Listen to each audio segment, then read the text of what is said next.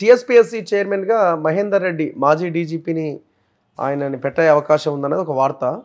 So ఆయన పేరును కూడా ఆ ప్రపోజల్ లిస్ట్లో పెట్టినట్టున్నారు, ప్రభుత్వం సిఫారసు చేసిందట.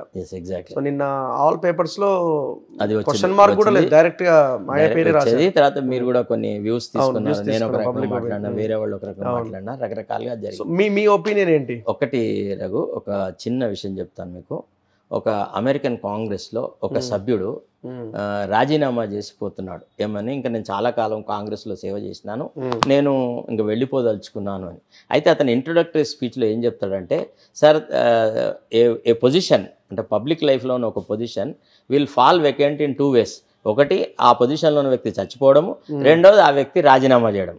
In the 2 available options I have chosen the second one, that is to resign and go on అంటాడు.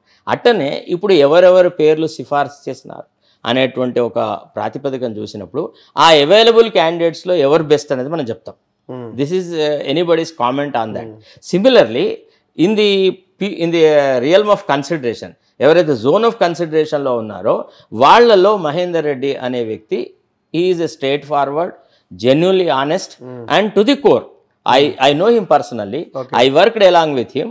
తర్వాత ఇంకోటి ఏంటంటే, ఏవైతే విమర్శలు నిన్న వచ్చినాయి చూస్తున్నారు కదా, పోలీసుల తరఫున జరిగిన ఎక్సెస్ అని, దీనికి కారణం అక్కడ ప్రభాకర్ రావు అని ఒక అతను ఉండేది.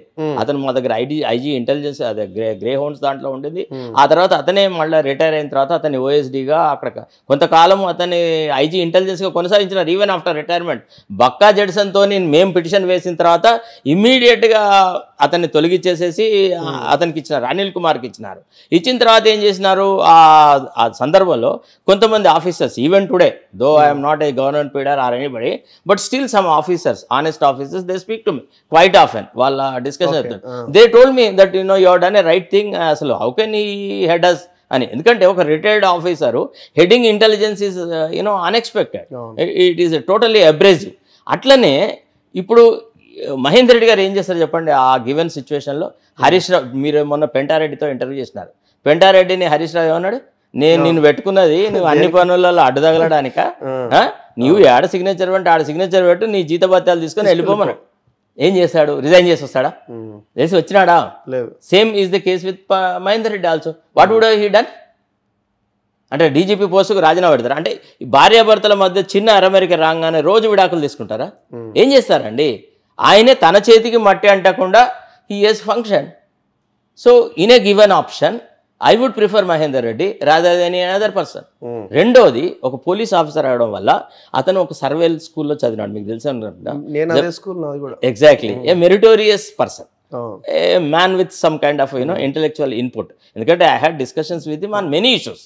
మేము చాలాసార్లు పర్సనల్గా కలిసిన ఆయనతోని, పర్సనల్గా meetings జరిపినాను.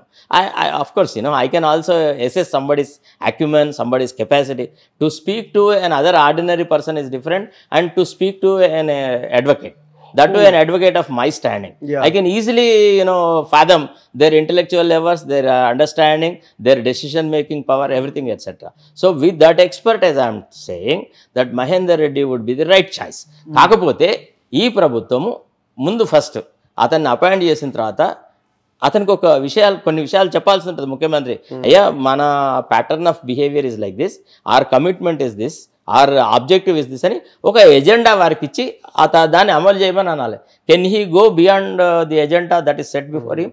Is it possible for anybody? IPS ని పెట్టడం వల్ల ఏంది ఉపయోగం?